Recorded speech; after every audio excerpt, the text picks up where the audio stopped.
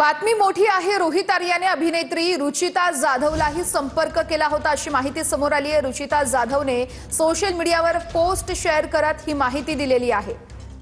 रुचिता जाधव हिला देखील सोशल मीडियावरून त्यांनी खरं तर आपण ही दृश्य पाहतोय।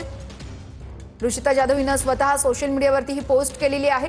रोहित आर्याने अभिनेत्री रुचिता जाधवलाही संपर्क केला होता आणि स्वतः रुचिता जाधव आपल्या सोबत आहेत फोन लाईन वरून। रुचिता जी, नेमकं त्यांनी कसा संपर्क केला होता आणि नेमकी मागणी काय होती त्यावेळेस? त्यांनी मला 4 ऑक्टोबरला मेसेज केलेला की मी एक पिक्चर सुरू करतोय आणि त्याच्याबद्दल मला डिस्कस करायचंय। हा त्यांनी इंग्लिश मध्ये केलेला मेसेज। तर मग मी त्याला बोललेले की आपण मतलब कनेक्ट करू।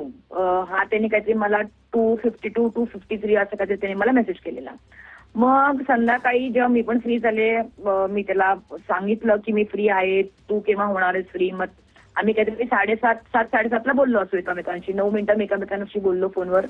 तेव्हा त्यांनी मला स्टोरी नरेट केली पिक्चरची, जी तेच होतं की एक चांगला माणूस असतो जो स्टुडंट्सला हॉस्टेज म्हणून घेतो, कारण का त्याचे काही डिमांड्स असतात जे त्याला गव्हर्नमेंट पर्यंत पोहोचवायचे आहेत, आणि तो अतिशय चांगला मनुष्य असतो आणि काही तो टेररिस्ट नसतो, हे नसतो ते नसतो, असं त्यांनी मला डिस्क्राईब केलेलं।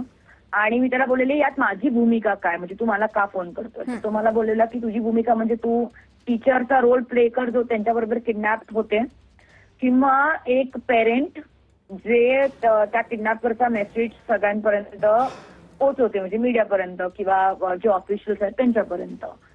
तर मी त्याला बोललेले की ठीक आहे, मी विचार करते या स्टोरीवर आणि मी कळवते। मग तेव्हा तो बोललेला की मी ऑडिशन्स लवकरच सुरू करणार आहेत मुलांचे, तेव्हा तू पण येऊन भेट। मी बोलले हो, मी पण येऊन भेटते। हे अतिशय नॉर्मल आहे आपल्या इंडस्ट्रीमध्ये की आधी आपण फोनवर नरेशन ऐकतो, मग आपण भेटतो नरेशन ऐकायला।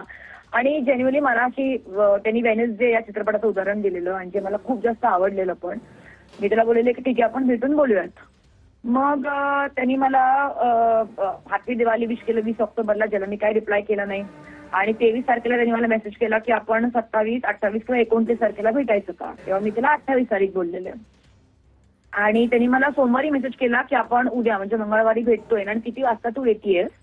आणि त्यांनी मला RS स्टुडिओचा गुगल लोकेशन पाठवलेलं, कारण माझे जे सासरे आहेत राजेंद्र माने, त्यांची तब्येत थोडी गंभीर झाल्यामुळे ते HN रिलायन्सला ऍडमिट होते आणि आम्ही अख्खा आमचा परिवार त्यांच्यामध्ये म्हणजे आम्ही त्यांच्यावर कॉन्सन्ट्रेट करत होतो। त्याच्यामुळे मला मी त्याला मेसेज केला की मी येऊ शकत नाही, माझा परिवार मला सगळ्यात जास्त आत्ता तरी महत्वाचा आहे खूप जास्त, आणि ऑफकोर्स त्याच्यामुळे मी येणार नाही। आणि तो मला बोललेला त्याच्यावरनं की मी त्याला बोललेला आपण 15 नोव्हेंबर नंतर भेटू। तो मला बोललेला की नो वरीज, टेक केअर, हा त्याचा शेवटचा मला रिप्लाय होता। रुचिताजी धन्यवाद तुम्ही दिलेल्या या संपूर्ण माहिती।